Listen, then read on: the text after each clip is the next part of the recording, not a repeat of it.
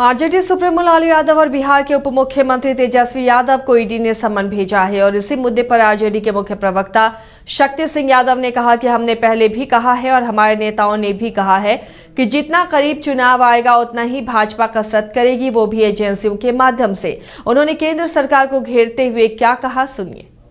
हमने पहले भी कहा है, हमारे नेताओं ने पहले कहा है, जितने नजदीक आएंगे चुनाव भाजपा उतना ही कसरत करेगा एजेंसियों के माध्यम से। क्या मिला जी, क्या मिला? आपने सांसदों को निलंबित किया दोनों सदनों के अंदर में। राज्यसभा के सभापति कह रहे हैं कि मिमिक्री कर रहा है। मिमिक्री से नहीं चलेगा, रियल शो से काम चलेगा देश के अंदर में। कह रहा है कि जाट का अपमान है।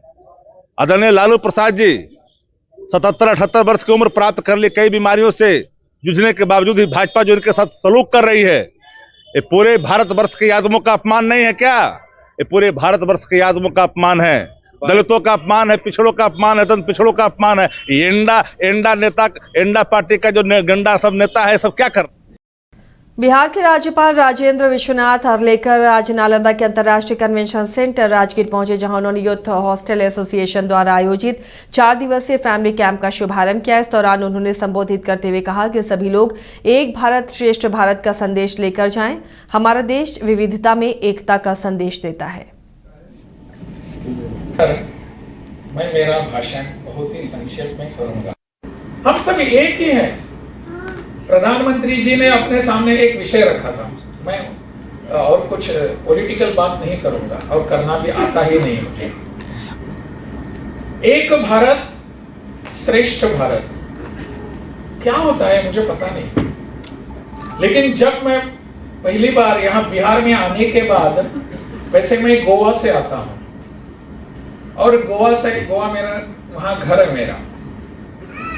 जब पहली बार यहाँ बिहार में आया, यहाँ का मैंने यहाँ शपथ ग्रहण किया राज्यपाल के नाते, तो मैं यहाँ माननीय प्रधानमंत्री जी को मिलने के लिए दिल्ली गया।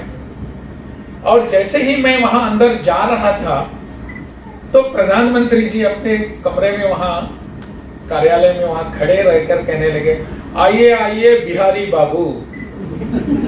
वो जानते थे कि मैं गोवा से हूं, फिर भी उन्होंने मुझे बिहारी बाबू कह के पुकारा।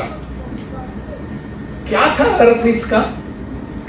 इसका अर्थ यह था कि अभी आप बिहार का दायित्व स्वीकार करके आए हैं तो बिहारी बनकर ही रहना है वहां जाकर, गोवा वाला बनकर नहीं।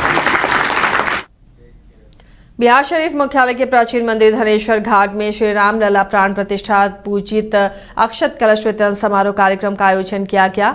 आगामी 22 जनवरी को प्राण प्रतिष्ठा के लिए सभी सनातनियों को आमंत्रण दिया गया। इस मौके पर श्री राम मंदिर प्राण प्रतिष्ठा संपर्क अभियान टोली के जिला संयोजक संतीश कुमार ने कहा कि बिहार शरीफ के प्राचीन मंदिर से 20 प्रखंडों में अक्षत भेजा जा रहा है। 24 दिसंबर से 31 दिसंबर के बीच ये पूजित अक्षत को हर पंचायत में भेजा जाएगा। 1 जनवरी से 15 जनवरी के बीच ये पवित्र पूजित अक्षत नवनिर्मित रामलला के चित्र आमंत्रण के तौर पर दिया जाएगा।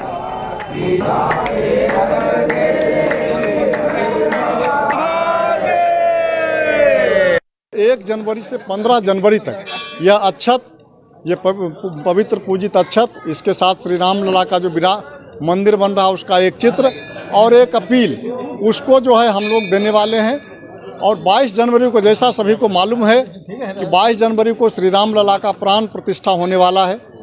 हजारों वर्षों, सैकड़ों वर्ष बीत गया, लगभग 500 वर्ष से ऊपर हो गया और वह अब अपने गौरव गरिमा के अनुसार जो नवनिर्मित भवन वहाँ पर उनका स्थान बन रहा है मंदिर, उसमें 22 जनवरी को विराजेंगे।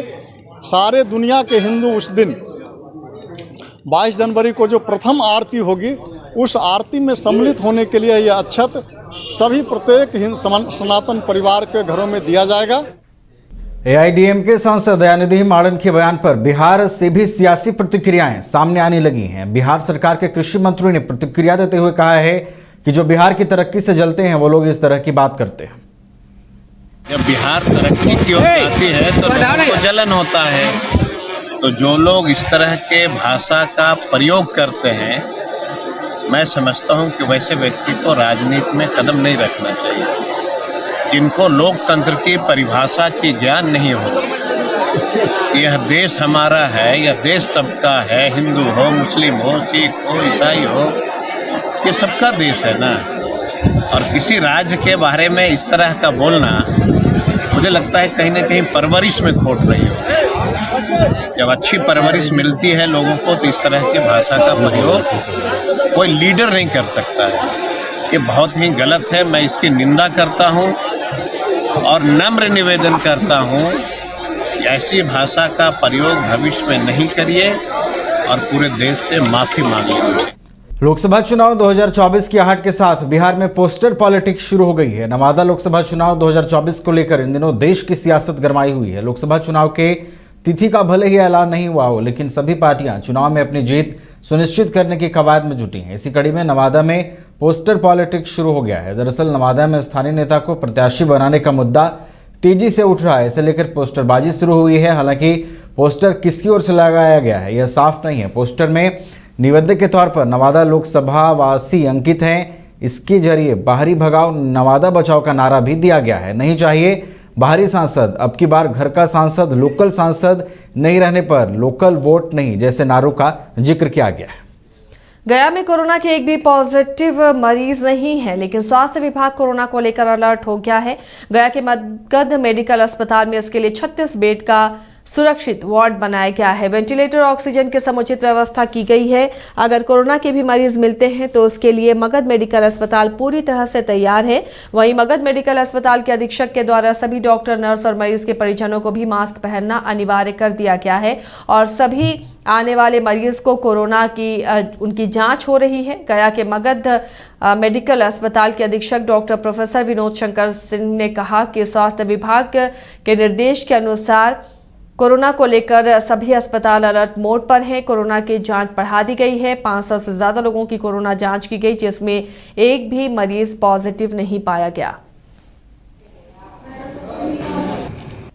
हम लोग निर्देशानुसार तैयारी कुछ कर चुके हैं, कुछ तैयारी हो रही है और वर्तमान में जितने भी मरीजों का जांच किया गया है इसमें एक भी पॉजिटिव केस यहाँ नहीं मिला है और हम लोगों ने जांच की संख्या जो है बढ़ाई है और जो भी मरीज जो सस्पेक्टेड होंगे इनमें सर्दी, जुकाम, खांसी, बुखार ऐसा कुछ रहेगा उनके लिए रैपिड एंटीजन टेस्ट की भी व्यवस्था की गई है और आवश्यकता पड़ने पर फिर RT-PCR की भी जांच की सुविधा उपलब्ध है।